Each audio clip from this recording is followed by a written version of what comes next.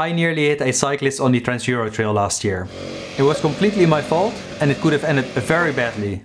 Because while there's a clear gap here, this road is only 1 car wide, I'm still doing over 40 kph and there's a dead drop all along this ridge here. So right now, the outcome of the situation solely depends on the two of us making the same split-second decision. It doesn't take an expert to see my mistake here, although this was not the only one. But in case you didn't notice yet, I'm way on the inside of a blind corner, which is a place you just shouldn't be. Now you might be thinking, what a noob, this will never happen to me because I know not to cut blind corners. But believe it or not, I knew that too. I'm also not a reckless person, so how did I end up here? Now I've been thinking about it a lot and I noticed that there were 3 things that kind of clouded my judgment and influenced my riding. So in this video I'll share the mistakes I made, the 3 traps that led me to making them, and how you can avoid them on the trails this year. Before we dive into it, I just want to explain why I'm making this video. This incident happened on my first ever solo motorcycle trip, riding the Trans-Euro trail in Slovenia. It was an incredible trip, the scenery was amazing, the riding epic, and I'm actually working on a video about it. But while I was editing that video, this incident just kind of lingered over it like a dark shadow, and it slowly but surely started to feel wrong to share all the fun stuff while skipping the serious note. I then had a bit of an internal debate about whether or not I should actually turn this into a video, because I don't want to have a negative impact on the Trans-Euro trail, especially with a lot of European countries already cracking down on off-roading. But after reading the Trans-Euro trail code of conduct, which encourages riders to address dangerous behavior, I figured that this video will do less harm than a fatal accident. So long story short, I'm making this video so that we as a community, and beginner riders like myself in particular, can learn from it and prevent you from making the same mistakes. Feel free to chime in and join the discussion, but please keep it respectful and don't rip me a new one. Like I said, I know I was in the wrong here. So with all that out of the way, let's get into it. So the incident happened on the first day of the trip. I had put the tarmac behind me and had been riding on various degrees of gravel roads for the past few hours, and it was incredible. Like I said, the scenery was amazing. Beautiful, huh? The riding epic. This goes up pretty high. And the whole trip was quickly shaping up to everything I hoped it to be. Now, what you need to know about me is that I was, and still am, quite an inexperienced rider. I got my motorcycle license during the pandemic, after seeing the Red Bull documentary Paying the Price about Toby Price's journey to win the Dakar Rally. He makes riding look too easy, like there's no...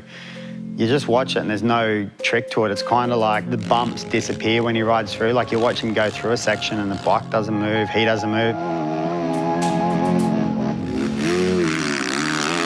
Everyone else is getting kicked and thrown around.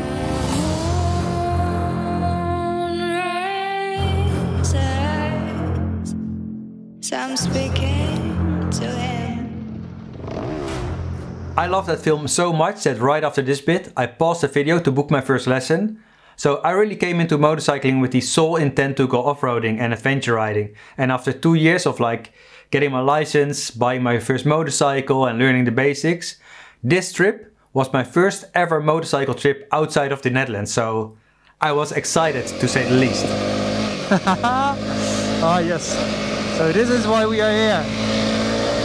I hope it actually gets gnarlier and more like single trail, but for now, like sort of get into the swing of things, this is pretty nice. As soon as I hit the gravel, I kind of felt like Toby Price chasing gold. I was pushing, trying to be fast and cutting corners where I could. At the same time, I was very inexperienced with the gravel and had multiple sketchy moments. Ay, ay, ay. Sometimes I would lean in way too sharp and almost wash out. And other times I would run way too wide out of a corner, like here. And then I ran into these guys. Luckily the guy moved to the inside, which still surprises me because I left very little room there. But had he decided to move to the outside, I would have surely hit him, and with this speed, possibly even send him over the edge. I've never been that negligent and careless in traffic, so the big question is, why was I now? It has to do with 3 things that subconsciously make me downplay the possibility of actually running into someone. First and foremost, that is adrenaline. I was super hyped, and the rush of feeling fast completely obscured the risks of pushing on a public road. Come on, yeah. Of course I was still aware that accidents can happen, but it felt so good to quickly take turns and open up the throttle that I downplayed the possibility of an accident, telling myself there was nobody on these roads. And that leads me to the second subconscious process, conditioning. Because really, there was nobody on these roads. It's so quiet in these forests. Like apart from in the small villages, I haven't really come across any people yet. Or just one hiker, I think. And I actually thought like this route would be swarming with people who are riding the Trans-Euro Trail, but I guess maybe it's still a little bit too early in the season or something.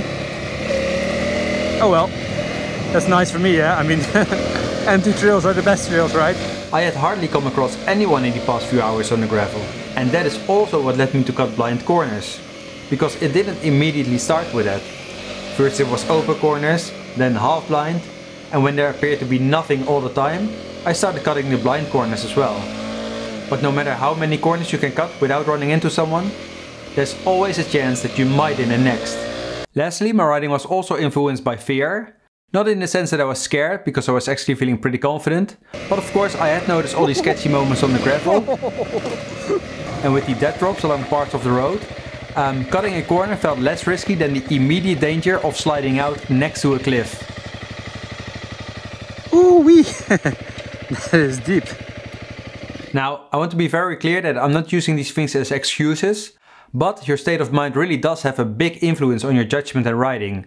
For example, if I take a look at all of my crashes in both mountain biking and motorcycling, they can pretty much always be boiled down to either being hesitant, insecure and not committing enough, or being super hyped, overly confident and pushing way too hard.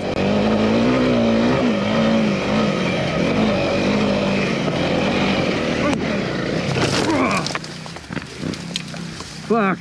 Unfortunately, this is not a lesson you learn once and then never fall for again.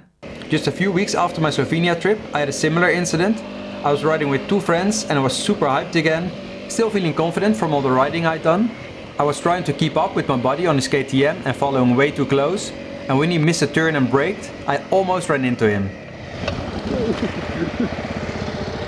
Whoa! Iets te dicht. So, how do you avoid these type of accidents on the trails this year? Following last year's incidents, I've set a specific set of rules for myself, and I'm sure you can guess the very first one. Never, ever cut blind corners. Second, don't follow your buddies too closely, just leave a little room for when something happens.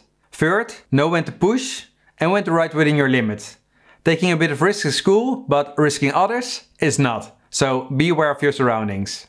And lastly, also be aware of the tricks that your mind can play on you. Just because you got away with something 99 times, doesn't mean you can make it to 100.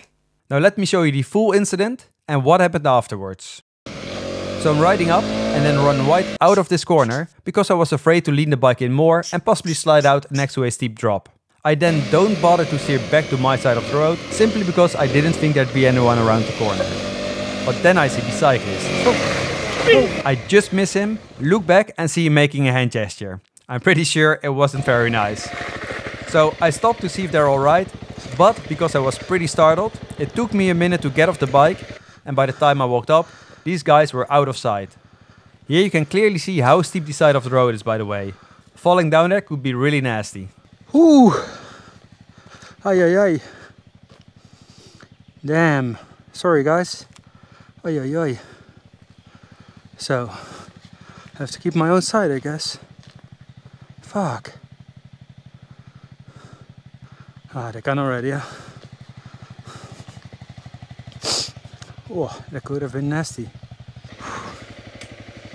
Jesus. Alright. Because these guys are gone, I decide to ride on, but after about a minute, I reconsider. I'm gonna go after them and say sorry.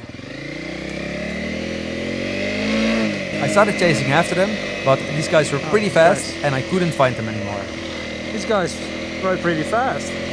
Where are they? So when I ultimately reach a crossroad, I decide to give up and follow the Trans-Euro Trail again. Yeah, I don't know what they've done, so guess there's no point in